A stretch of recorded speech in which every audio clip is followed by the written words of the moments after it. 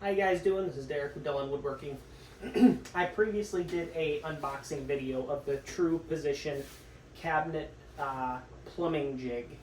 Now, I had mentioned that I wanted to do a video of actually using this on an install. So this is that instance. We're going to use this thing today to install this sink base. Now, as you see here, we have the jig. I'm going to open it up. In this scenario, we're just going to mainly cut the holes and get it ready to go in. We're not going to actually screw it in because we need to fill that with sheetrock. So we tacked this cabinet up for now, mainly so that we can make this video and show you guys how this works. So let's get this thing out and set up.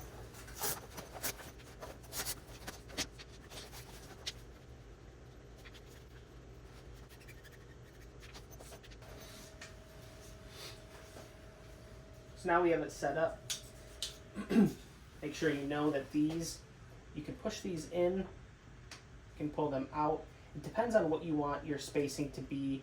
You know, for instance, if you need 1/2 inch for these pipes and you want it to be a 3/4 inch hole, you can kind of set these to be what you want it to be to kind of set yourself a little extra gap.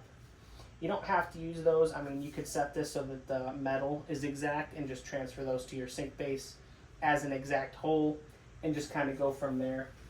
Have all of our pieces in here. I chose to do this twisty one, the first one, since I have an outlet down there.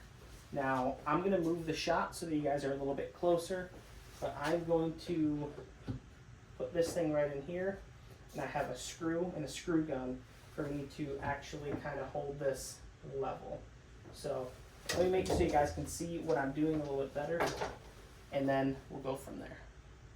Before I go about the jig, what I'm going to do is I'm going to screw this little 1/2 inch block right here, because there's a 1/2 inch in between this and my other cabinet back here. If I put this 1/2 inch piece, this means my jig will be able to go right up against this piece of 1/2 inch, and it'll be easier to guide off of. Tack it down. And it can honestly stay, it doesn't need to come off. Okay, so slap this up here, and then I also have a screw over here that I actually need to move now. But this is what levels it. You need to tack a screw. So let's get it leveled. Now, this was a pretty weird situation here. You're probably not going to have a situation where this countertop is going to flow over and out. Usually you're probably going to have a wall there, so you're going to be able to tack it a lot easier. I had to throw these blocks up here because, as you see, to level it, there was nothing up there for me to do that. So it's kind of a pain to do that. So now we are level. Let's move these. I'm going to move them so they're just butting down onto there. Let's do this one.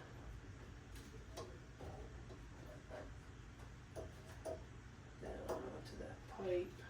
Tighten that.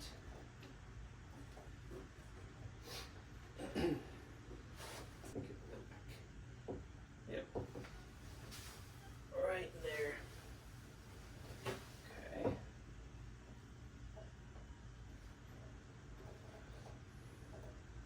So we have them all tight. What we're going to do next is we're going to transfer this over to our cabinet.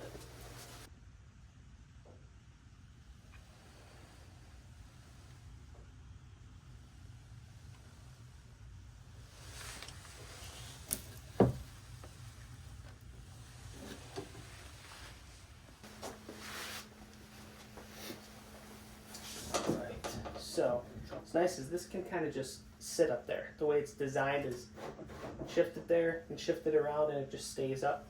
Now, since I put that 1/2 inch block here, I can just go even. If I didn't put that 1/2 inch block, I would have to go 1/2 inch over. And honestly, I mean, you could and it would be fine. But this to me is just a little easier for me just to go to flip flush that up there. And what I'm going to do is put my lines down here for this one.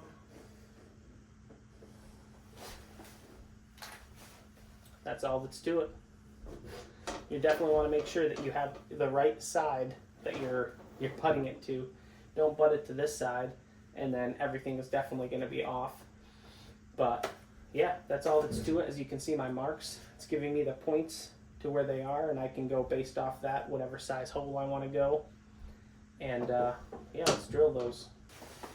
So let's do, I'm going to go over them just a little bit since I'm cutting a slightly bigger hole.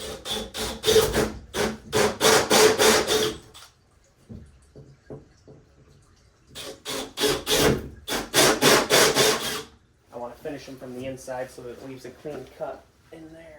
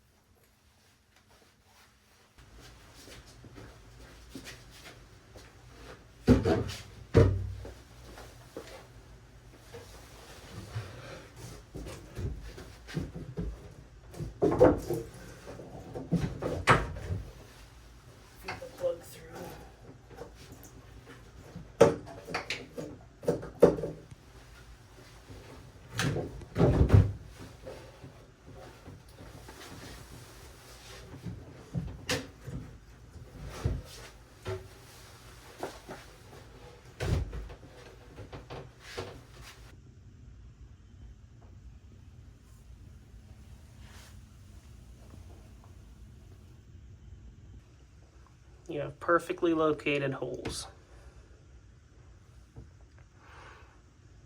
Those little tear outs, escutcheons will cover those. Honestly, I think I drilled this one a little over to the left when they saw me drilling it.